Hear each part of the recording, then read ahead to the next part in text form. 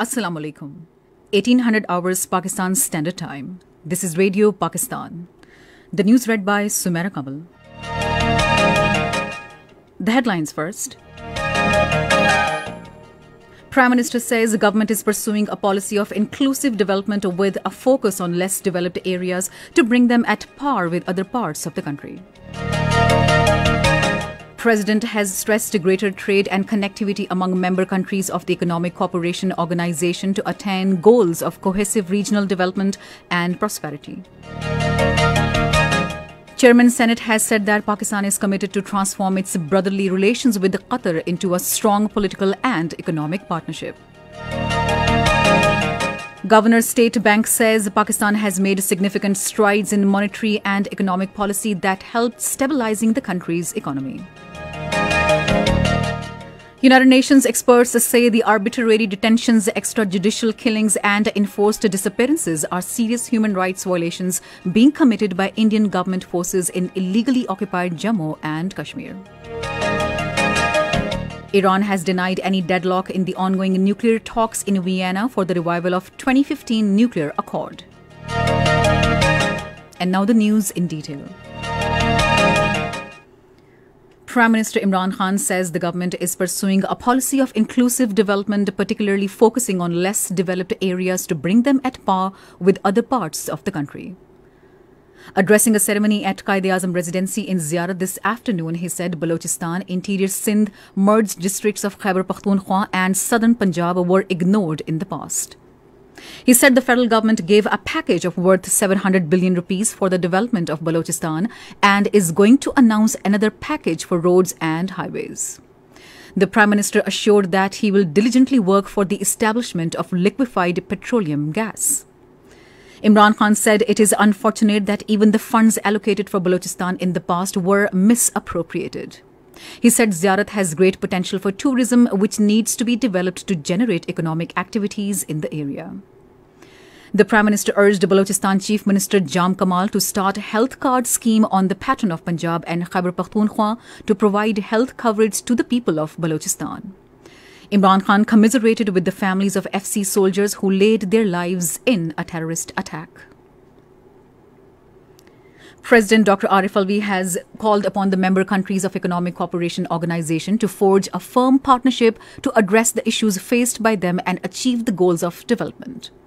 He was addressing the inaugural session of a General Conference of the Parliamentary Assembly of ECO in Islamabad today. The President said the ECO countries should further improve their relations through trade, tourism and economic linkages. He pointed out that China-Pakistan Economic Corridor is an excellent example of cooperation which will link the Central Asian states with the seas. President Arif Alvi said the ECO countries share common history and culture and have strong trade links.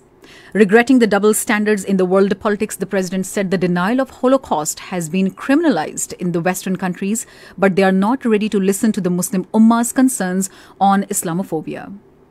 Arif Alvi said we have to enhance our outreach through media and good work to promote our narrative in an effective manner. He said Pakistan desires peace and stability in Afghanistan. He said negotiated settlement of the conflict is the interest of Afghanistan and the region. The President said this conference of the Parliamentary Assembly is a manifestation of amity, unity and harmony amongst the ECO countries. The speakers and representatives of the world parliaments, including Afghanistan, Azerbaijan, Iran, Kazakhstan, Kyrgyzstan, Tajikistan, Turkey, Turkmenistan, Uzbekistan and Pakistan are participating in the General Conference of the Parliamentary Assembly of Economic Cooperation Organization. An 11-member parliamentary delegation from Qatar led by Sheikh Ali Abdullah Thani Al Thani called on Chairman Senate Mohammad Sadiq Sanjarani in Islamabad today. Both sides expressed satisfaction on the progress of bilateral relations in the realm of trade and investment. Speaking on this occasion, Chairman Senate said that Pakistan is committed to transform its brotherly relations with Qatar into a strong political and economic partnership. He said Pakistan offers investment-friendly atmosphere in the whole region and every cooperation would be extended to Qatar Investment Authority to invest in Pakistan. Sheikh Ali Abdullah Thani Al Thani, who is also a member of Qatari royal family, recorded his impressions in a visitor's book. Deputy Chairman Senate Mirza Muhammad Afridi hosted a luncheon in honor of the visiting delegation. Governor State Bank Raza Bakr says Pakistan has made significant strides in monetary and economic policy that helped stabilizing the country's economy. In an interview with Bloomberg, he said due to prudent economic policies, we have restored the confidence of investors and our stock exchange has witnessed a sharp rise. The Governor's State Bank said now we are taking steps to transfer the benefits of improved economy to the common man.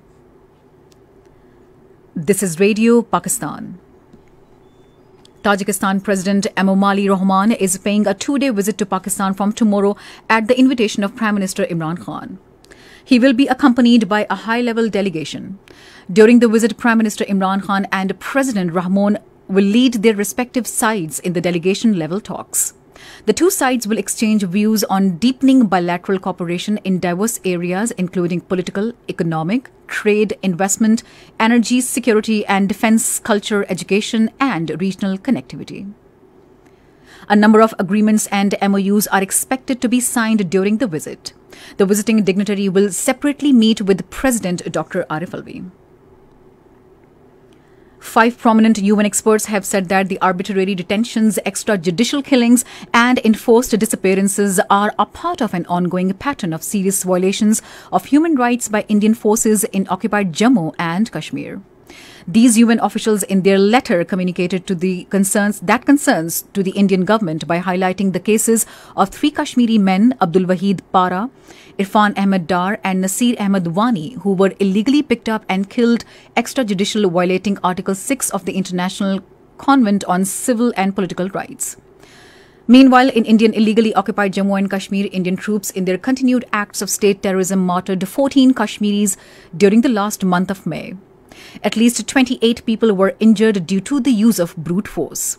Leader of the Mirwais Hurriyat Forum, Muhammad Musaddiq Adil, said that the current spread of COVID-19 in Indian jails has created a sense of fear among the relatives of the Kashmiri prisoners about their safety. Indian atrocities have booked 3 teenage boys under Black Law Unlawful Activities Prevention Act in Shopian. Iran denied any deadlock in the ongoing nuclear talks in Vienna for the revival of 2015 nuclear accord and optimized for breakthrough. In his weekly press briefing in Tehran today, Iranian government spokesperson Ali Rabeh termed barriers to the revival of the nuclear accord soluble. He said that negotiations have reached a stage where a few key issues require proper attention for solution. In Myanmar, people have continued protest against junta in various cities despite a brutal crackdown by the army. They staged demonstrations in southern city of Longlon and Yangon today against army coup.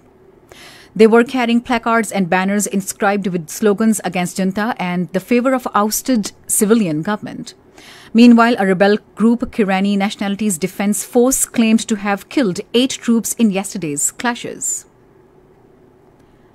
In Venezuela, the army freed 8 soldiers today who were abducted by an armed group near the Colombian border.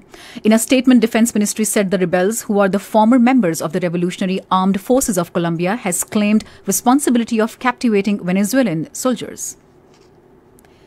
In Uganda, former army chief and incumbent Transport Minister General Katumba Wamala narrowly escaped a bit of his life in attack by the assailants. According to army spokeswoman, the assassins attacked the car of the Ministry for Transport near Kampala, killing his daughter and driver. The minister also received serious injuries in the attack. And finally, the weather.